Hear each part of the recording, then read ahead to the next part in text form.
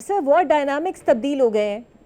اے آئی کا دور ہے اور پاکستان نے جس طریقے سے جس ڈائمنشن سے یہ جنگ لڑی پوری دنیا اس کی معترف ہوئی. انفیکٹ اس وار کو اب وار سٹڈی بھی کیا جا رہا ہے. آپ اس حوالے سے کیا کہیں گے؟ 1 سال پورا ہو گیا اور اب ہم کامیابی بھی بنا رہے ہیں اور اللہ تعالیٰ کا شکر بھی ادا کر رہے ہیں.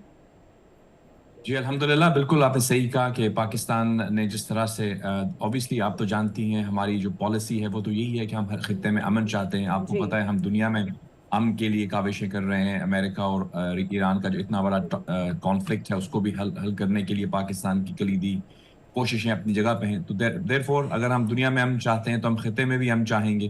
یقیناً ہمارے پڑوس میں ہندوستان ہو یا افغانستان ہو، ہم تو کسی کے ساتھ جنگ نہیں چاہتے. لیکن جب ہم پہ جنگ مسلط کی گئی تو آپ نے دیکھا کہ کس طرح ہم نے ان کو منہ توڑ جواب دیا. اور ہمارے فیلڈ مارشل صاحب کا جو ٹائٹل تھا بنیاد المرصوص، یعنی ایک سیسا پلائی ہوئی دیوار بن کے پوری قوم نے جو ہے وہ اپنے ملک کا دفاع کیا.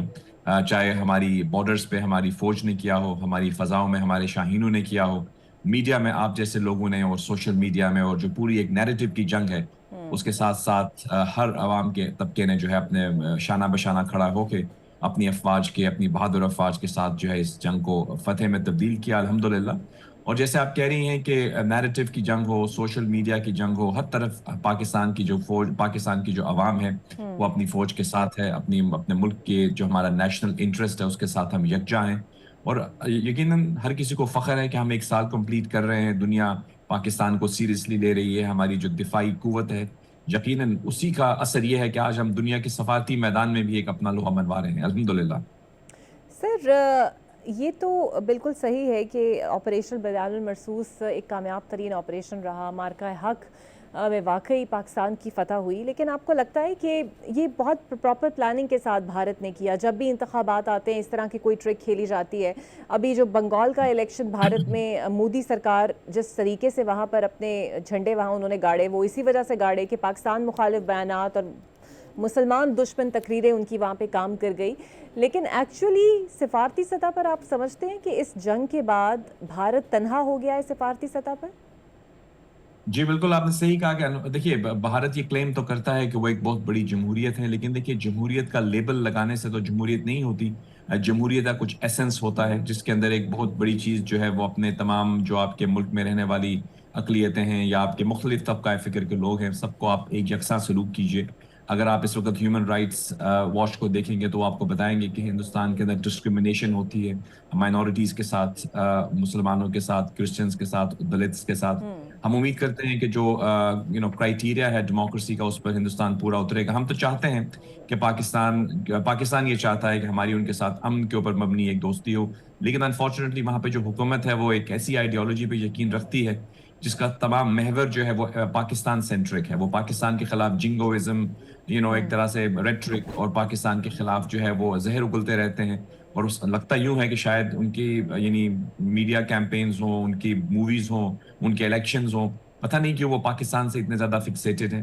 امید کی جاتی ہے کہ وہ اپنے ملک کی طرف فوکس کریں اور پاکستان کے بارے میں جب بات کریں تو ایک پڑوسی ہیں آپ، ہمیں مل کے ساتھ رہنا ہے. ہم اپنا جغرافیہ تو نہیں بدل سکتے. تو یقیناً ہمیں چاہیے کہ جس طرح ہمارے ہاں دانشمندانہ طور پر ہم یہ سمجھتے ہیں کہ وہاں ہندوستان کے ساتھ، افغانستان کے ساتھ، خطے کے تمام ممالک کے ساتھ ہماری دوستی ہونی چاہیے. ہم امید کرتے ہیں کہ ہندوستان کے اندر رہنے والے لوگ بھی، بہت بڑا طبقہ ایسا ہے جو یہی سمجھتا ہے. ہو سکتا ہے یہ حکومت ایسا نہ سمجھتی ہو، لیکن بہت بڑے ایسے لوگ ہیں، ایسی تعداد ہے ان کی جو پاکستان کے ساتھ اچھے روابط چاہتے ہیں. ہم امید کرتے ہیں کہ ایسی تھاٹس جو ہے وہ پریویل کریں گی.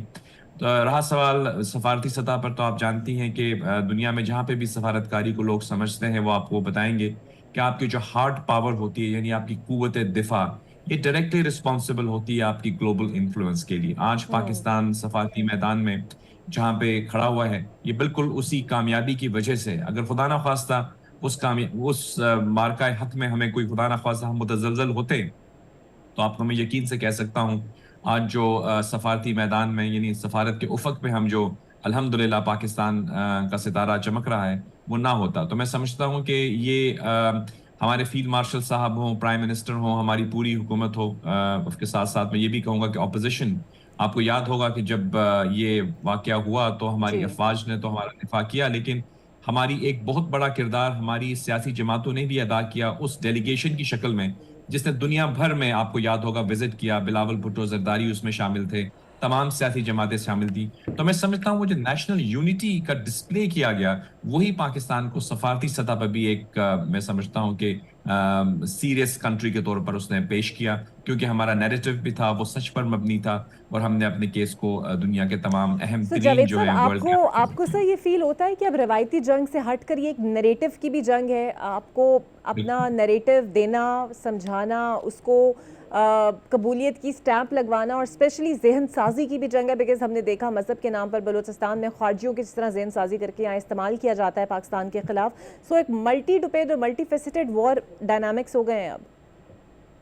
آپ نے بالکل صحیح کہا اقرا صاحبہ, یقیناً جنگ صرف بیٹل گراؤنڈ پہ نہیں لڑی جاتی, اس کے نیریٹو کی بھی جنگ ہے, سائبر وار فیئر بھی ہے, ففتھ جنریشن وار فیئر ہے. یعنی ہمارے ہاں آپ جیسے لوگ جو میڈیا میں ہیں, سوشل میڈیا میں ہیں, جس طرح سے ہمارے میڈیا نے اپنا جو نیریٹو ہے اس کو دنیا کے سامنے رکھا, اسی طرح ہمارے جو سیاست دان ہیں, ہمارے پولیٹیکل لیڈرز ہیں, چاہے وہ کسی بھی جماعت کے ہوں, جی. جب ہمارا نیشنل انٹرسٹ ہوتا ہے تو ہم سب ایک طرح سے سوچتے ہیں. ہم سمجھتے ہیں کہ پاکستان کا جو نیشنل انٹرسٹ کا دفاع ہے وہ ہم سب کی ذمہ داری ہے, چاہے آپ ایک پارٹی سے ہوں یا دوسری سے ہوں. تو اسی کا ایک بہت بڑا مظہر میں سمجھتا ہوں وہ ڈیلیگیشن تھا جس نے واشنگٹن میں, لندن میں, یورپ میں وزٹ کیا. تمام جماعتیں اس میں شامل تھیں, آپ کو یاد ہوگا.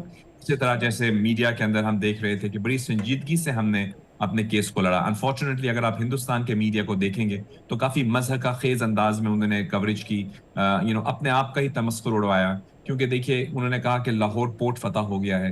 ان کو پتا ہونا چاہیے لاہور کے اندر تو کوئی پورٹ ہے ہی نہیں, نہ وہاں کوئی سمندر ہے.